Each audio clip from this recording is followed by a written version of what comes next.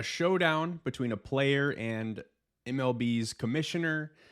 Another Guardians pitcher gets put on paid leave during a gambling investigation.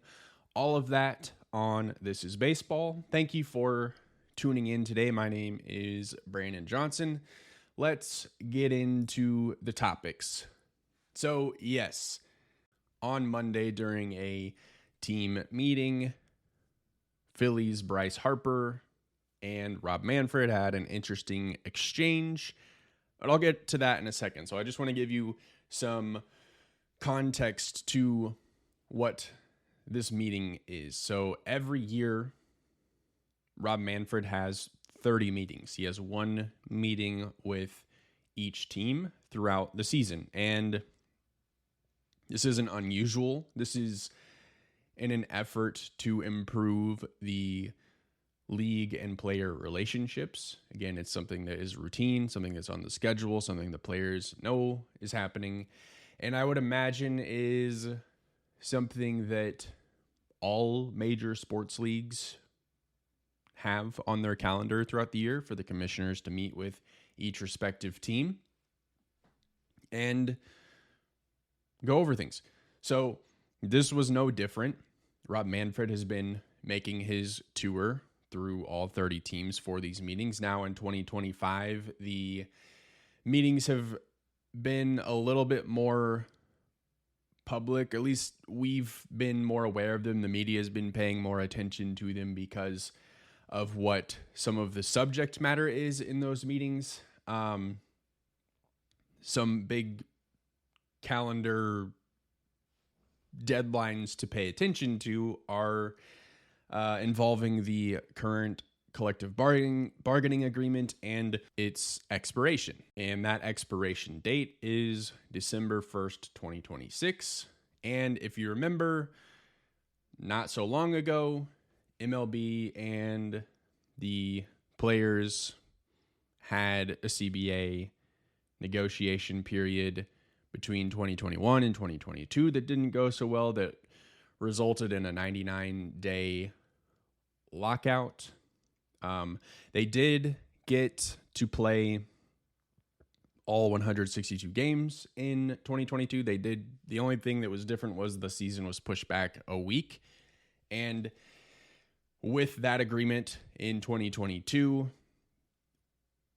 there have been talks that 2026 and 2027 is going to be ugly, and there's going to be a pretty good likelihood of missed baseball games. So let's get back to the meeting that happened. So Rob Manfred having a meeting with the Philadelphia Phillies, and this is all according to ESPN.com. In this meeting that lasted an hour, Rob Manfred was discussing the game's economics, and this has been reported multiple times that Rob Manfred has never explicitly said the word salary cap, but he has been talking about the health of the game and the economics of the game. So some interesting quotes that came out of this was Bryce Harper, who was sitting quietly for the majority of the meeting, again, according to ESPN.com, and eventually grew frustrated and said if MLB were to propose a cap and hold firm to it, players are, quote, not scared to lose 162 games. And Harper stood up and walked to the middle of the room, faced Rob Manfred and said, if you want to speak about that, you can get the F out of our clubhouse, which Manfred didn't back down. He responded and said, I'm not going to get out of here, and said it was important to talk about threats to MLB's business and ways to grow the game. So a lot to unpack there. And I think it's this exchange between Bryce Harper and Rob Manfred is potentially a glimpse of what might happen after 2026. Because I do think that the league and the owners want to push for a cap, and the players have been opposed to a cap for many, many years.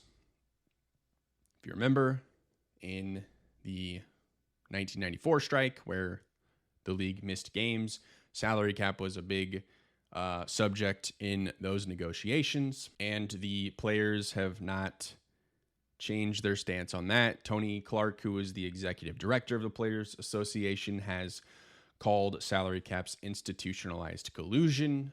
But I will say, I'll preface this. I've said this a lot, that I think Bryce Harper is my favorite non-Royals baseball player. I've always just enjoyed the way that he played the game, but I am disappointed in Bryce Harper in this. I think it's a bad look. You know that these meetings are going to happen. You know that the subject of these meetings, especially with the CBA coming up, that there's going to be conversations like that. And obviously I wasn't in the room, but I would imagine that Rob Manfred was being professional and respectful to the players and likely campaigning for some of his interests. But I think if you want to be opposed to it, that's fine. Be opposed to it, push back, but do it in a respectful way. I think telling the commissioner to get out of your clubhouse is not the way to go about it, especially when there's people in the clubhouse that might be interested in what he has to say, not necessarily for a salary cap, but want to know what he has to say and hear his stance on it. When you're Bryce Harper and you've signed your $500 million contract, maybe you're not that concerned with a salary cap or not. But I think if you are a leader in your clubhouse, you're a veteran of the game, you're one of the faces of MLB, I think you have to handle this situation better. Now, there are reports that Rob Manfred and Bryce Harper shook hands at the end of the meeting. But just some other quotes. Nick Castellanos, I guess, tried to diffuse the situation and get back on track and told Rob Manfred he had more questions about it. But he did say, Nick Castellanos, that Rob seems to be in a pretty desperate place on how important it is to get the salary cap because he's floating the word lockout 2 years in advance of our collective bargaining agreement expiration. And and Castellanos continued, said that's nothing to throw around, meaning the word lockout, which I agree. I don't think that a year and a half out from your expiration date, you should be threatening or even saying the word lockout, because I think there's already tension between the owners and the union. I don't think going out and mentioning a lockout or threatening a lockout is going to help an already tense situation. But I do want to look at the salary cap situation. I want to do a little bit of an exercise. Looking at the player's perspective, I understand why a player would not be interested in a salary cap. You have players like Juan Soto, Shohei Ohtani, Bryce Harper, and many, many other players, Albert Pujols, Miguel Cabrera, Robinson Cano, Alex Rodriguez, just multiple examples of super long-term contracts for lots and lots of money. So if you're those players that you got your $765 million deal, if you're Juan Soto, Shohei Ohtani, $700 million, you're not interested. And I get, let's just put it into a scenario. Let's just use Jack Caglione as an example, because he plays for the Royals. He's on the team that I am the most in tune with. Obviously, his rookie year isn't going quite how he or anyone really expected it to go, but let's just say next season and seasons beyond, he gets back on track and he's a perennial all-star. He's constantly in conversations for MVP or getting Gold Glove, Silver Slugger awards, stuff like that. So in between now and his free agency, he builds up a resume, and he is, he's finally getting his chance at free agency. And in this situation, there's no cap, just like it is now. A team like the Dodgers, Mets, whoever, say, hey, Jack Caglione, we want to pay you $1 billion over the next 14 years to be a New York Met. And I know that $1 billion sounds crazy, but in 2025 or late 2024, somebody signed a $765 million contract. So I don't think we're that far away from having $1 billion contract signed. I think if there isn't a salary cap, I think by 2030 that's going to happen. And I don't know about you guys. If I'm offered $1 billion contract, or if I have the opportunity to look down the road and say, if I just do what I'm supposed to do, if I just do my job, I can sign a $950 million, I can sign a $1.1 billion contract and set my family up for generations and generations. I'm signing that check 10 out of 10 times, and I'm not apologizing for it. I know that a lot of people like to pretend that they would be loyal to their team and play for less, or I don't need all that money. Now, I do understand the conversation of how much money is enough money, because that's true. But all I'm saying is if a team's going to offer you a bunch of money, you're going to say yes. So I think if you're one of those players, now that's a very select few players. Not every player is going to be in the Juan Soto, Shohei Ohtani threshold where they're getting that much money. But point still stands. Players like that are not going to be interested in a salary cap. Now, let's look at it from an owner's perspective, where they would want a salary cap. So I've done an episode, and I've mentioned some of the names on this episode about long-term contracts and if they're really worth it. You have your Albert Pujols, your Robinson Cano, your Miguel Cabreras, lots of current contracts that we really won't know until we know if they're worth it. But you have these 10, 12, 14-year contracts where maybe the first 4 or 5 years are great. You feel great about it as an owner. You're making money. But then that player gets older, and you're paying a player that is not producing like they were when you signed them, lots and lots of money, and you're starting to have a little bit of remorse. I think that is potentially where owners could say, you know what, I don't want to pay $700 million.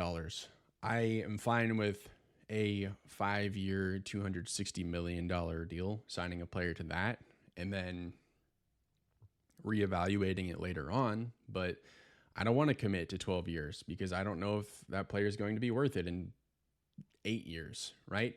And I know this sounds bad, but I do think that players should have to continue to show their worth and show their value. So I don't dislike the idea of a 5-year contract for $260. You're productive. Hey, we'd be happy to sit down and negotiate with you, and re-sign you and get you even more money. But let's say that those 5 years, 6 years, whatever you sign a player to doesn't go well, and you're an owner and you're like, you know what, I'm good. I don't want to keep paying this guy lots of money. Then you have an out. I don't see anything wrong with that mindset, honestly. But let's look at a salary cap from a fan standpoint. I've seen lots of talks on Twitter throughout the week about this, just because of the Bryce Harper, Rob Manfred exchange. A lot of fans want a salary cap. Now, I've seen fans that support teams like the Mets and Yankees and Dodgers and teams like that don't care about it because their team's spending lots and lots of money. So they don't want that because it would hurt their team's business model.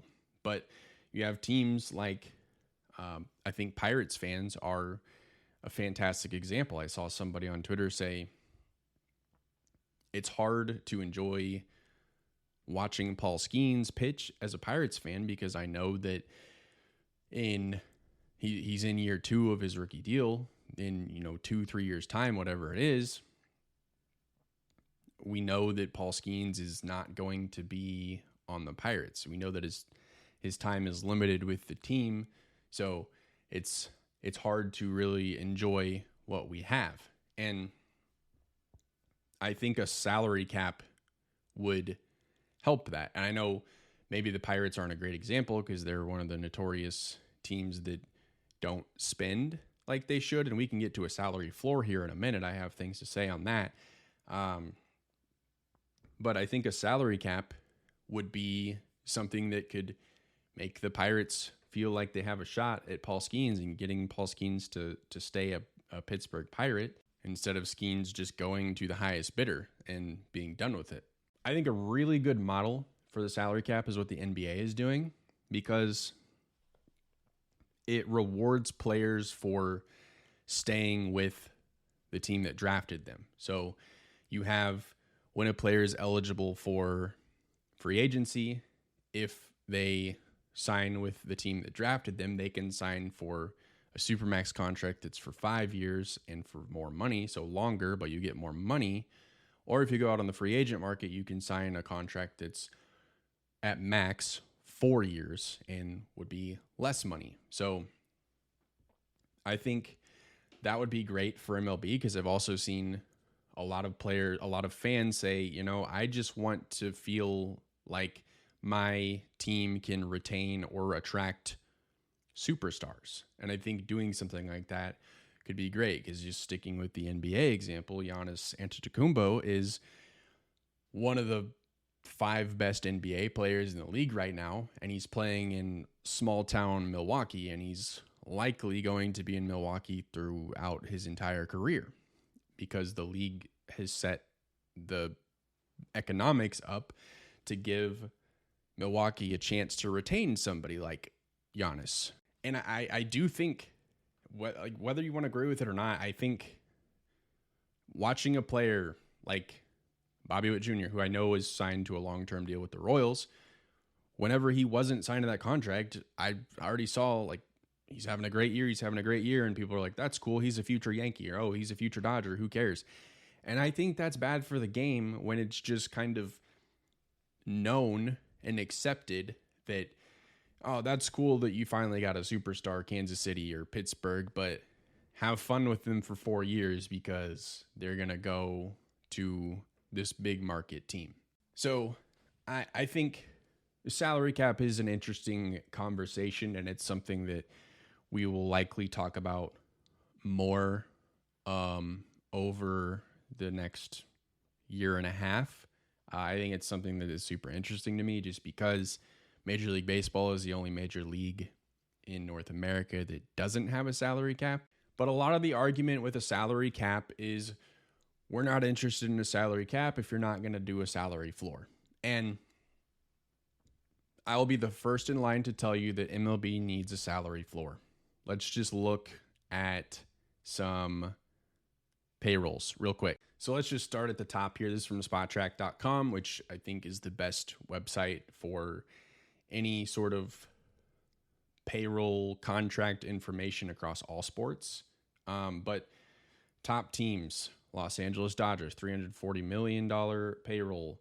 New York Mets, $332 million. New York Yankees, $295. Philadelphia, $286. Toronto, $251. Those are the top 5, all of which would be considered big markets.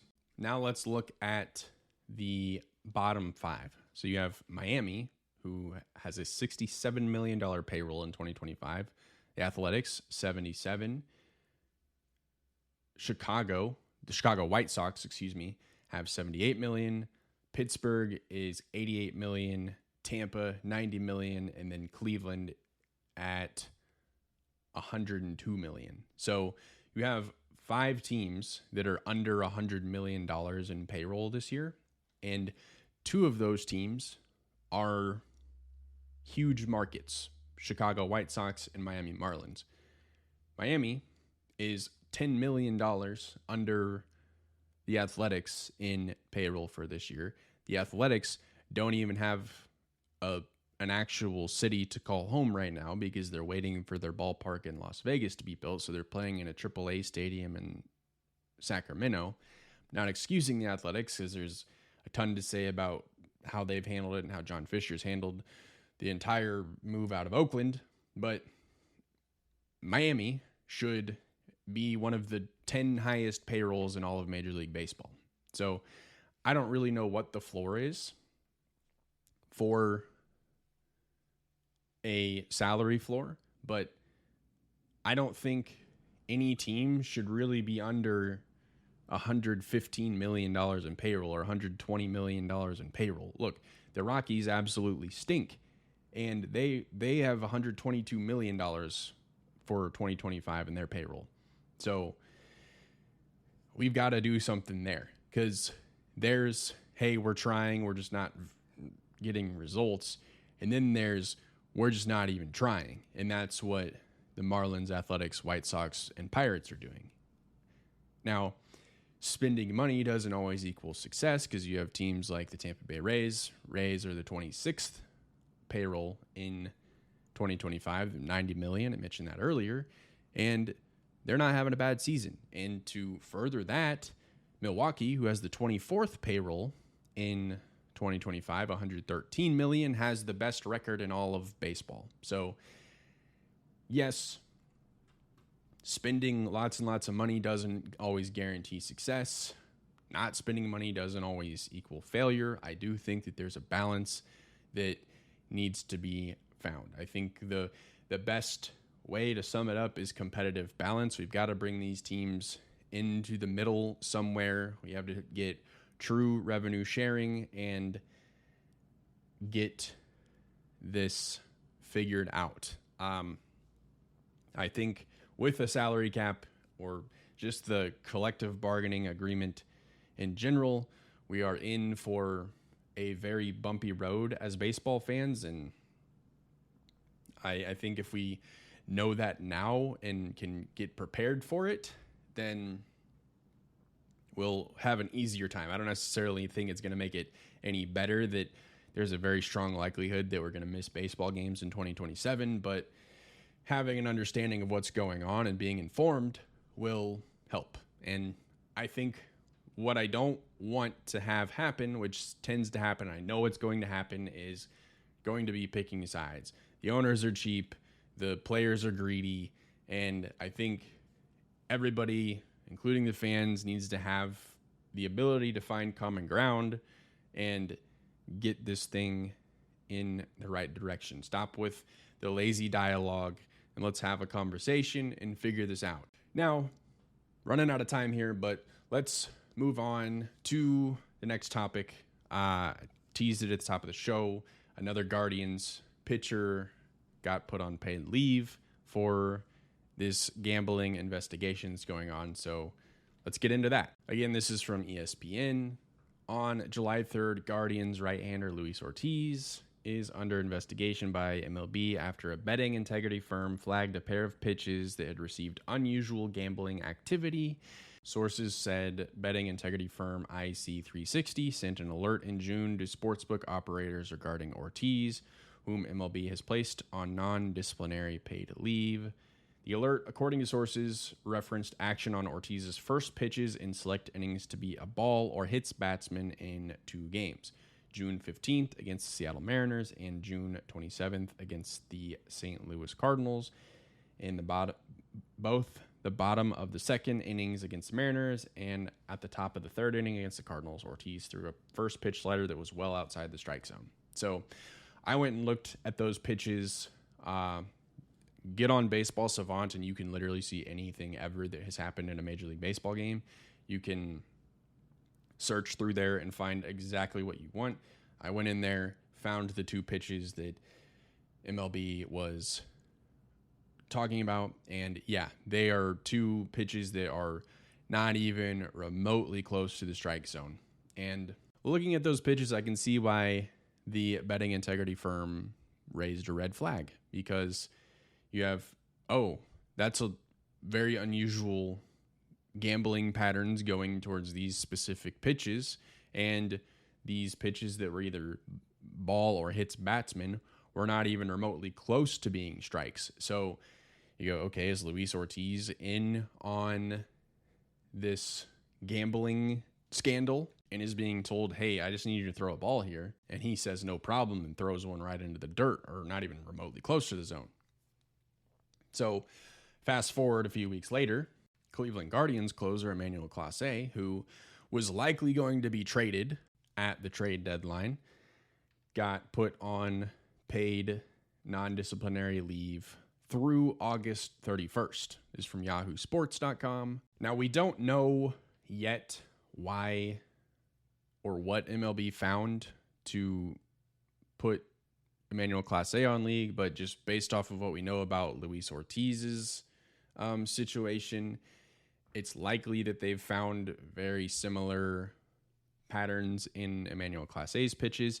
There have been some people on the internet that have thrown together some things that I saw somebody that said there were 22 instances where Emmanuel Clase threw a first pitch ball in an inning, and of those 22, 10 of them were out of the ordinary. I went and looked at some of those reels, and yeah, there's a lot of pitches where Emmanuel Clase doesn't even come close to the zone in some of those pitches. Now, I don't fully know with Emmanuel Clase if he has command issues, if that's a thing. I do remember in a game early on in the season, Emmanuel Clase lost control of a ball and hit Jonathan India in the head with it. There's also history of Emmanuel Clase being suspended for using PEDs. So I'm not saying, I'm just saying he has a history of not making great decisions. So is this just something else that is now on his resume? We will obviously pay close attention to that. We've talked about this gambling stuff often on this podcast and the very slippery slope that MLB and really all sports have created by doing business with these betting companies and marketing betting companies and promoting betting and gambling and all of these things. I think you're just asking for problems, and these are the latest issues related to it. So that is the show today. Again, just a reminder, starting next week, we're moving back to one episode per week, and those are going to be coming out every Wednesday. So my first Wednesday show will be August 6th. So thank you for listening today. I will see you then.